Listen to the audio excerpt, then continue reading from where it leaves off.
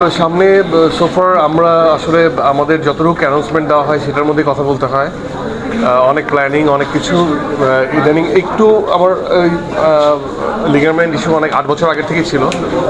So সামনে আমার রোজার ঈদে দম আসছে, রেজন রনি পরিচালিত, ও আর অনেক দীর্ঘদিন পর, and this is gonna be the first survival film, thrill base এবং সার্ভাইভাল স্টোরিজ দেয়ার।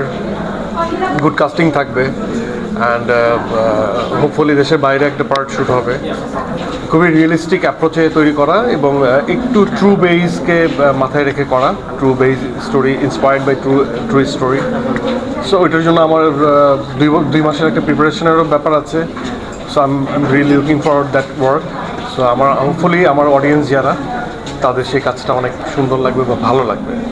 এই মুহূর্তে সবচেয়ে জনপ্রিয় সাকিব ভাইয়ের আপনি, এবং ভক্তরা খুব করে চাচ্ছে এই স্ক্রিন আপনাদের দুজনকে একসঙ্গে দেখার জন্য। সেটা আসলে আপনার তরফ থেকে কতটুকু? অবভিয়াসলি এটা কেন নয়, কিন্তু আমার কথা হয় সেই জন্য আসলে পরিচালকের মেধা, স্ক্রিপ্ট রাইটারের মেধা এবং সব কিছুর একটা প্রপার কোলাবোরেশন হওয়া দরকার। সো এনিওয়েজ, লাস্ট তাণ্ডবে আমি যে ক্যামিওটা দিয়েছি, 2টা ইউনিভার্সের ওপেনিং, এক সুরঙ্গ 2 এবং তাণ্ডব 2 এর যে ঘোষণাটা সুরঙ্গ মাসুদের ক্যারেক্টারের মাধ্যমে আসছে, কারণ ও ইন করার পরে এই ইউনিভার্সটা মানে অন হয়। সো আমরা তো এটা দেখেও বুঝতে পারি যে সামনে সুরঙ্গ মাসুদ কেন তার এই একজন সরল মানুষ হঠাৎ করে এরকম গ্যাংস্টারের মতো ভাইব দিল এবং তাণ্ডব 2-তে কী হবে। সো এটা তো একটা টিম থেকেই একটা আগ বাড়িয়ে একটু বলে দেওয়া যে তাণ্ডব 2-তে হয়তো বা কিছু একটা হবে। সো এনিহাউ, এছাড়াও ছবি হতে পারে, বাট আমি সবসময়ই বলি যে কোনো কিছুই আগে প্রি প্ল্যান না। লাইফ কখনোই প্রি প্ল্যান করে অনেক কিছু আগানো যায় না, কোনো কিছুই লাইফে ডেফিনেট না। যখন প্রপার সময়ে প্রপার জিনিসটা প্রপার সময়ই হয়।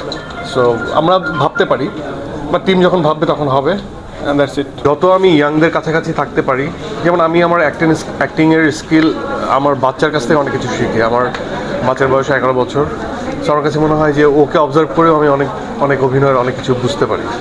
আর আমি মানুষটা খুব সিম্পল থাকার চেষ্টা করি অ্যান্ড ডাউন টু আর্থ থাকার চেষ্টা করি, যদিও একটু তেরা বা একটু ঘাটতেরামি আছে বা একটু হয়তো বা অনেকে ভাবে অ্যারোগেন্ট বা স্নবিশ, অনেক কিছু ভাবতে পারে, বাট আমি আসলে খুবই ডাউন টু আর্থ থাকার চেষ্টা করি, খুব সিম্পল থাকার চেষ্টা করি। এবং আমার এটা হৃদয়ের মধ্যেই আছে যে আমি ওই রিক্সা চালকের সাথে কথা বলি, এখনও টাউন সার্ভিস মানে আমাদের বাসে উঠি, উবারে উঠি, টং দোকানে বসে চা খাই।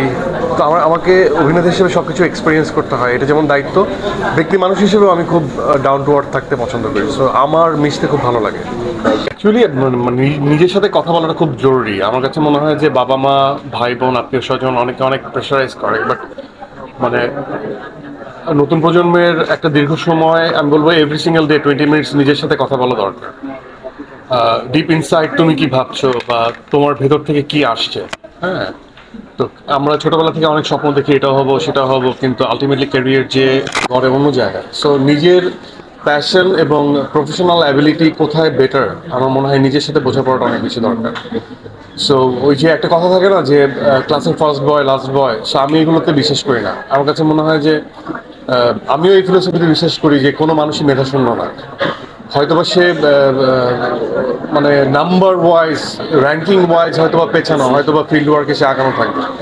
সো আমার কাছে এটা মনে হয় যে নিজের সাথে বোঝাপড়াটা অনেক ইম্পর্টেন্ট। আমি কেন জানি আমার রিফ্লেক্স, কোনো কিছু তাদের হাসির জন্য কোনো কিছু লাগে না, তারা অনেক সরল। এবং আমার কাছে মনে হয় যে মানে এখান থেকে আমি আরও ইয়াং ফিল করি। হ্যাঁ,